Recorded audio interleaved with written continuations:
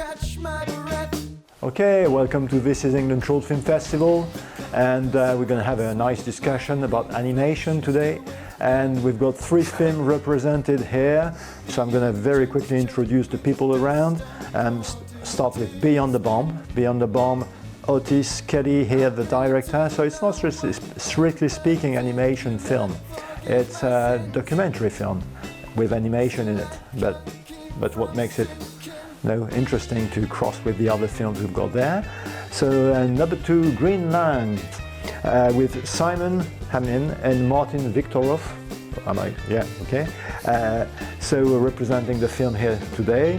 And eventually Strokes of Wildflowers with Livvy, Seabrook, director of the film too.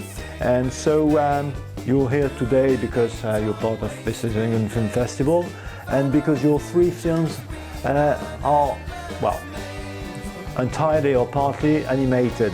And it's something that I really appreciate in a short film festival.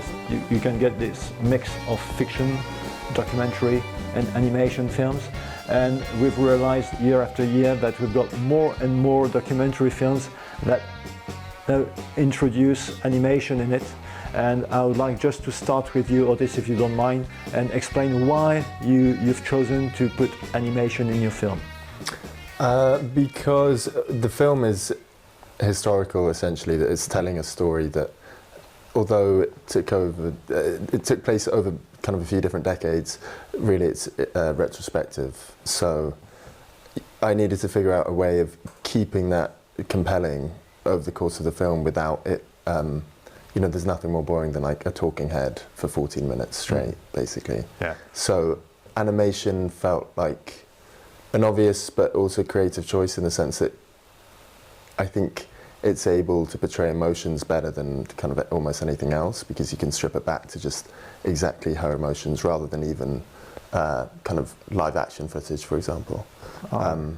So it, along with kind of the archive and the interview, it meant that there was various different tools which I think in turn made it visually stimulating, because otherwise I think the energy of a film like that, especially when it's historical, can dip quite a lot, and I want my films to be exciting. So yeah, it gives some peps to your documentary. That's it. It gives some energy in it. Exactly. Yeah. I think especially with historical documentaries, like there's probably a relatively valid stereotype of them being quite slow moving. Yeah. And I wanted this to have some pace behind it, and also to kind of capture people's attention and the attention span. All right. So in the writing process, you were really right from the start. Your mind was set on having this kind of sandwiched things with animation, or how did you build it up? Yeah, I think so. I mean, I was fortunate in knowing quite a few really talented animators while I was at university. So due to practical reasons as well as creative, it made sense because they were keen to work on the project. So I was just extremely lucky to have them at my disposal, really. Okay. But yeah, from the beginning I knew that it needed various visual tools to keep it exciting, and animation was, I'm a massive fan of animation, so I always kind of knew I'd include it, yeah. All right. So that was a collective work, in a way. Oh, of course, yeah. But is it always the case in animation? I mean, because sometimes you've got animation films that are more an individual project, and now we've got the technique which allows you to work on your own. So how did you work together, for instance, for Green Langs?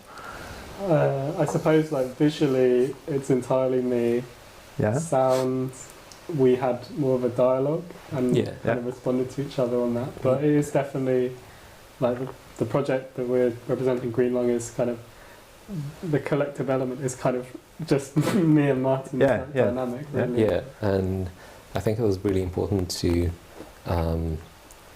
because I met Simon just in Bristol at Watershed, and we talked for a bit, and then that's it. I've never met him before. All right. And then we just clicked on a few, I guess, viewpoints and our attitudes towards, well, from Simon's side it was like the visual elements, and from mine it's more like sonic textures and stuff, but we found like common points, and he happened to have this project that he was working on, and yeah, he just offered to try and collaborate on it, and we had a lovely talk where we found those kind of points of what we feel, how like importance of texture, how it like moves you internally, and just through this kind of started this I guess working relationship. Yeah. And then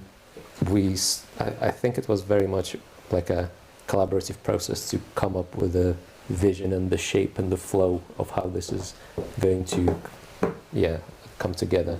So it was very explorative, non-structured way of working, and very new to me, maybe to you as well.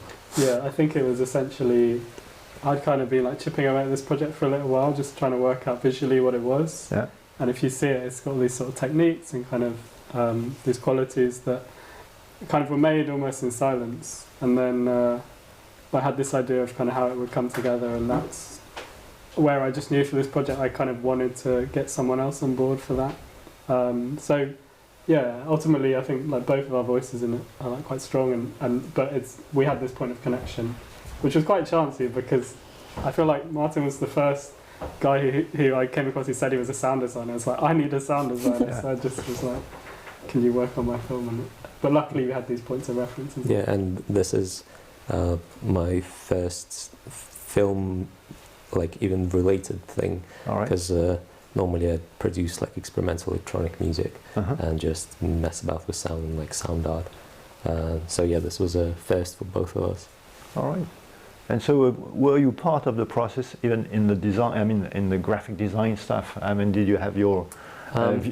I had, so when we began, I had like 2 4-second loops that Simon sent to me, and they were just, looping. All right. And then his task for me was like, okay, outline the sound for all of it. All right. And I was like, okay. Kind of atmosphere or more like all of it, kind of the structure, how it should go, where the transitions. And it was, at first I was like, what the fuck? It's, I guess I can do anything. But from there, like I came up with a few sounds, and we had a few meetings and talks and like things that you clicked with. I kind of went deeper into them, and then he made more animation that kind of was informed by the sound. Yeah, that's it. That's what I wanted to know. Yeah. And it kind of went back and forth like this, and so they kind of co-developed. Yeah, there was a moment when we kind of locked in the sound, and I kind of, after sort of having all this imagery like floating around, I suddenly knew what kind of scenes and what shots would kind of fill those gaps and like, pull it all together. So the backbone of it ended up being the sound, but it was kind of brewing visually for quite a while before I got Martin on board, I think. All right. Yeah. So what about you, Livvy? Do you work on your own, and were you with a pack of people around you? Mm-hmm. So how did you... So I usually work by myself on my films, animating by myself. But for this film, I worked with a sound designer for the first time. And he's called Marcus, and he got in touch with me on Instagram. I was like, do you need someone to like do sound in your film? I was like, sure. Because my film was made at university as well, it was nice to be able to like work with someone else as well and be given that opportunity. So yeah, usually work by myself. Yeah, and so was it, as you said, I mean, was it a real, kind of ping-pong game, showing what you do? And it definitely was, I was sending stuff back and forth all the time, being like, I've done a few revisions, can you tweak some of this? And he was super sweet about it, and his stuff is amazing as well, so they just complemented my film very well. Yeah. Okay. And you, Otis, I was wondering whether the animated parts changed the way you wanted to just build the film in the air? Or? Not really, because the film's like audio in terms of it being a spine, because I only had 1 day of interview with the subject. Yeah. So once I didn't write it, she wrote it technically, but once I figured out what I wanted the script to be, then it was very obvious the emotional kind of beats, and like nothing was really going to change that because there was only a limited amount of footage I had. Sure. So not really, but I mean, in terms of elevating it, it transformed what she was saying, in my opinion. Yeah, so that's the power of animation, as you said. It's something which is interesting because nowadays we've got a lot of new techniques going on, especially artificial intelligence. Do you fear for your jobs, or are you quite confident that, because I think that human emotion is not present in things. It's weird, I mean, because you've got these things of is it artificial intelligence or not? Okay, you've got these things here very often trying to, even singing or stuff like that, and they ask people to decide what it is. And I said, okay, you can cheat people, I mean, a little bit like this, but what's the point? I mean, and when you work on your project, I guess that it's rewarding in itself, okay? And pressing a key and waiting for the result is not rewarding at all. So what do you think about this trend, I would say? It's hard to say whether you're like confident or not that what will happen, but I mean, for me, like making the film and going through the process of animating is like kind of part of the whole joy of it, and that whole process of discovery. Like there's no way I start a project with a prompt in my head that I just want to see executed, probably just because of like the nature of the kind of film that I'm trying to make when I'm doing a project. I also work really like with very tactile materials, and the processes I use are super physical. There's a digital part of it, but it's kind of, I could kind of imagine how these could be like synthesized and kind of sort of replicated, but I kind of think if you're trying to forge and discover new processes or new visual languages, like at some point it starts with like doing it physically or like trying something new out. So yeah, I don't know, it's quite hard to envision how AI, which is basically built off of the back of existing work, would kind of find new ground necessarily, especially in terms of like physical processes. Yeah, but in music too. I mean, music is horrible what's going on at the moment. I mean, it's good at doing formulaic stuff. So if you have like a very well-defined genre, let's say, like a very specific niche of like country music or rock or something, you can train it and it will kind of do it.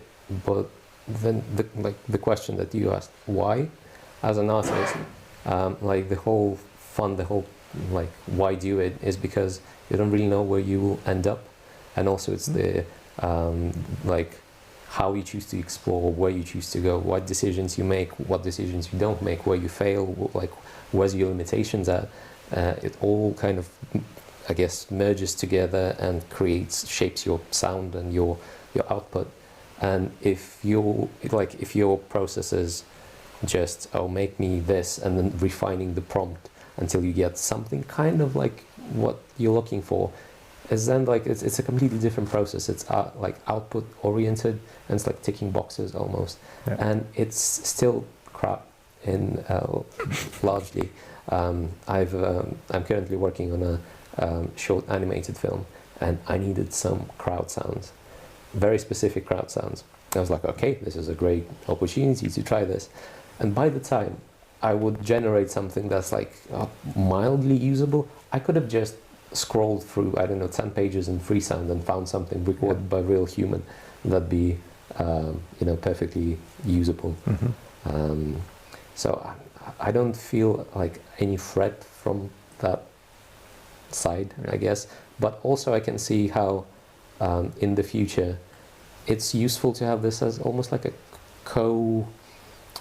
not a collaborator, but almost like a different tool to, like, you can use like, palette generator to generate some colors if you want like an inspiration for a scene or something. Mm-hmm. Or so use it as a like slightly advanced assistant. Like already it's very good at like categorizing sounds based on the type of sound it is. Mm-hmm. And it's like, great, I can search all of my sound library, like give me sounds that sound kind of like this, and it does that.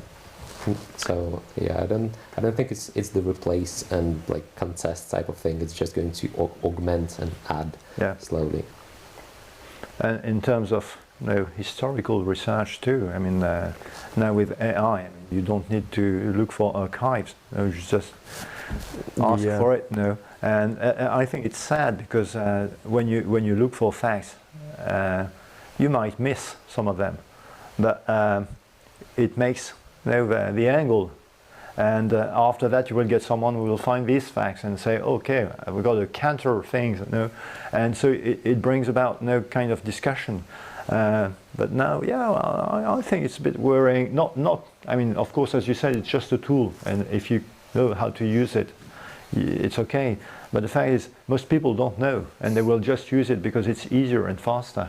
And so, in music, on platforms, apparently you've got 1/3 of the music published is made by artificial intelligence. So if it does the same for animated films, because in drawing, I mean, it's very good for drawing. I mean, it's a replica of things, existing things. So you can have people get used to this, and that's what I find a bit unsettling, but well.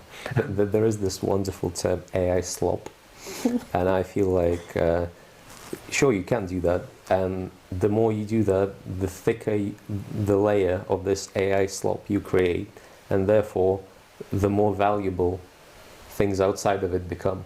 So I think it's just a little seesaw, like, it's a novelty thing, it's super popular now, give it some time, it will proliferate and create these, like, but they still have like a distinct thing about them, and after you've seen enough images, or you've heard enough songs, or you've read enough text, you can spot them. And you're like, this is generated, and it doesn't. It feels different. So I think it'll be alright. Yeah.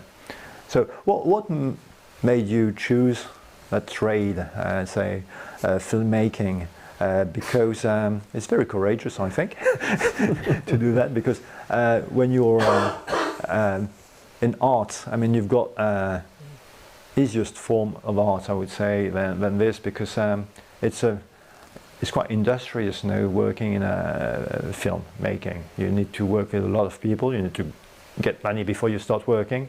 And so, what attracted you to this form of art first? Livvy, for instance. Very good question. When I was at school, I really enjoyed like art and media, and animation was just like the perfect mash of it. And when I was at university, I discovered a love for documentary animation, and so that's how I kind of went down this route. But yeah, I just really love telling people's stories when they're unable to tell them themselves, and giving them a platform to do so. So I work with a lot of charities on my films, and with this film I worked with a local stroke charity, because my film's about stroke recovery. And yeah, I interviewed all the stroke survivors there, and it's just so nice to have like a human connection and get that through within the film, and to be able to spread awareness is my main goal of my films. So. All right, so it's not money oriented. Okay. What about you, Otis? I think documentary is a bad place to start if you're looking for money. All right. It's going to be a tough life. Yeah, I mean, that's very well said. I think similarly, but with documentaries specifically, being able to meet lots of people is like, I think you kind of, hopefully, at the end of the film on a particular topic, you aren't an expert, but you're on your way to being one, at least if you've done it well, which is quite, which excites me in the sense that you're constantly learning new things, meeting new people. You're never really, you shouldn't be sat still that much. And the history side of things, I like history a lot, and it's kind of like a more digestible form of history in a way. Like becoming a historian nowadays is, unless you're really, really, really good, again, is going to be pretty lonely and isolating. So at least with films, you can kind of produce content which people can more like readily see. You've never thought of doing some YouTube channel or doing things like this, no? I can't say I have. Like what, a historic, like a YouTube historian? Yeah, you've got some guys like this in front here. All the kids are crazy about them. My children, when they were younger, said, "Oh yeah, I don't mind about history lessons, but this guy on YouTube is very good at explaining the French Revolution in 2 minutes." I said, "Oh, all right, wonderful." Yeah, I can't say that's been a career choice that I've seriously considered. but maybe, I mean, we'll see how the films go. I might have to turn to that at some point. And you guys, about what attracted you to your trades? I'd say like I kind of came to animation more as like someone who is interested in drawing and painting. So, I mean, my films kind of are more in the sort of like experimental territory. And I think kind of getting familiar, and it is quite a hard sort of route to reach because it can be quite niche, it's quite like specific. But essentially being exposed to certain films and certain animators really drew me into this sort of thread of practice. So, I mean, I found out about them by just reading a book. And then just looking up all these links in a book and sort of starting to realise that, you know, animation has existed since the start of, you know, like film, and it's gone in all these different directions. And yeah, so once I sort of realised that, I kind of knew I wanted to sort of start walking in that direction and seeing what is possible. And it's kind of for me, it's that kind of thing where it's like this art form that embodies so many different elements. So it's visual, but it's got sound, it's got narrative if you want, or not necessarily. But my sort of experience of watching it, sometimes just this like sublime experience of this totally handcrafted medium. So I just started walking towards that. But it's similar, like it's not a good money-making endeavour, but it's got community and things like that kind of sometimes remind you why you're doing it. Yeah, so, true. And about the music scores? Well, I've started quite late, and it's when I started going to the university doing a completely different subject in like STEM field. I became exposed to Bristol's electronic music scene and more like niche and experimental artists, and then I've learned like some of them make music on the crappiest software, and it's sounds I've never heard before, and it's all together in such a way like, what the fuck? And they made it on a laptop that's worse than mine, like 10 years ago. And I'm like, so like the only difference between like myself and someone who makes music like this is just that they've learned how to use the laptop better. I'm like, I can do that. Like, eventually, like if it takes, I don't know, 50 years, still seems worthwhile, because I want to do stuff like this but different. And I just kind of kept trying stuff, and I never envisioned that it can bring any money, so it wasn't like I didn't even expect to progress in this or be good. I just really loved and like at first I just wanted to make music like this, but then I discovered that you can touch sound and manipulate it and do all sorts of crazy things with it. And I was like, I just want to keep doing that. Never-ending learning experience. Yeah. Okay. Yeah. Well, that's it. Okay. Well, anyway, what I'm sure is when you see the films on big screen too, that's very rewarding for the filmmakers when they are in a real, because it's quite rare, in fact, when you do short films to watch them in a real setting. And so that's what we're going to try to do this evening. So thank you very much. Thank you. I really love animation films and documentaries too, and we're very happy to have in This Is England animation, documentaries and fiction, of course. So we'll watch your films with great pleasure this evening and tomorrow, because we've got several screening rooms here. So I think now it's over, is it? Cheers. Thank you so much. Thank you for having us. Very interesting. And animation is amazing. I mean, so many different styles, so many different purposes too. So that's what I really love in it. And it's very surprising at first when we started the festival in 2012. We didn't know anything about animation films now, and it's a world of its own in a way. And so it was a bit confusing at first. So there was a guy who was a specialist in not far from Caen, which is not far from here.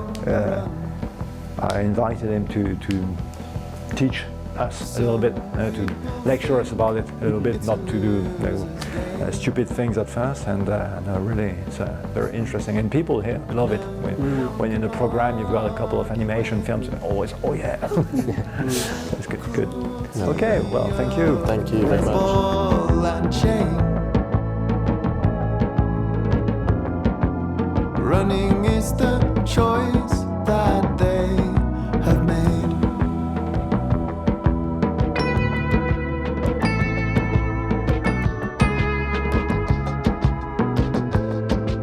And drivers in the dark.